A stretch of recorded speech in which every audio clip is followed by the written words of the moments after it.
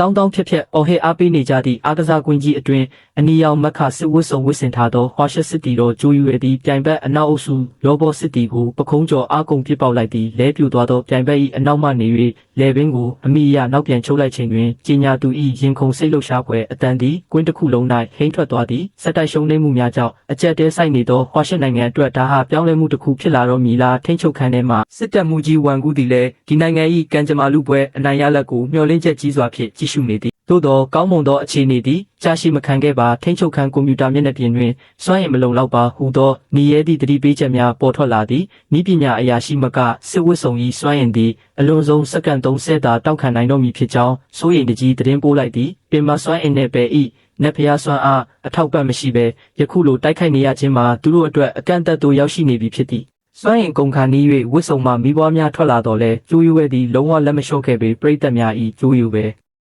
အာတင်ထားဟူသောကြွေးကြော်သံများအောက်တွင်ကျိုးရွေးကနတ်ဖျားတွေရဲ့အကူအညီမပါရင်တောင်မှမင်းကိုငါအနိုင်တိုက်ပြမယ်ဟုအန်ဂျိဟိန်းဟောက်ကပြိုင်ဘက်ကိုအတင်းဖက်ချုပ်၍ဝတ်စုံကိုအလွန်မင်းဝင်ပြီးစေလိုက်သည်ခဏချင်းမှပင်ကွင်းပြင်တစ်ခုလုံးပောက်ကွဲမှုကြီးဖြစ်ပွားသွားပြီးမိခိုးငွေများဖုံးလွှမ်းသွားသည့်ကျိုးရွေးသည့်ကြန့်ရှိနေသောစွမ်းအင်နှဲငယ်ဖြင့်ကွန်တမ်ဘက်ထရီကိုစုပ်ပြတ်ဖောက်ခွဲလိုက်ခြင်းဖြစ်သည့်ထိန်းချုပ်ခန်းထဲမှတပ်မှုကြီးနှင့်အရာရှိမတို့သည်တုံလုံးခြောက်ခြားစွာဖြင့်ကြီးနေကြရသည်မိခိုးငွေများလွင်ပါသွားသောအခါလက်တစ်ဖက်ပြတ်ထွက်ကဒဏ်ရာဗလာပွားဖြင့်လဲကျနေသောကျိုးရွေးကိုတွေးလိုက်ရသည့်ရန်သူတပ်မှုကမထေမဲ့မြင်ပြုံးကလှောင်ပြောင်လိုက်စဉ်အတောင်ပံပါသောရန်သူစစ်တီတော်သည်ရွှေရောင်လင်းနှန်းများနှင့်အတူစွမ်းအားတစ်ဖြင့်ကောင်းကင်မှဆင်းသက်လာခဲ့သည်ဝိညာဉ်စွမ်းအားမရှိသည့်တာမန်လူတစ်ယောက်ကသူ၏နတ်ဖျားစွမ်းအားကိုထုတ်သုံးအောင်ဖိအားပေးနိုင်ခဲ့သည်ဟုဆိုကာရွှေရောင်ဓာကြီးကိုမိုးပေါ်မြောက်၍ကျိုးရွေးကိုအပိသက်ကွမျက်ရန်ပြင်လိုက်သည်လဲကျနေသောကျိုးရွေးကငါကမင်းကိုတနာတာပါဟုတိုးတက်စွာရေရွတ်လိုက်ပြီးကောင်းကင်မှကျဆင်းလာသောကျိန်စာတဲ့လင်းတန်းကြီးကကွင်းပြင်ကိုလွှမ်းမိုးသွားခဲ့သည်ကျိုးရွေးကျဆုံးသွားခဲ့ရပြီးရန်သူတပ်မှုက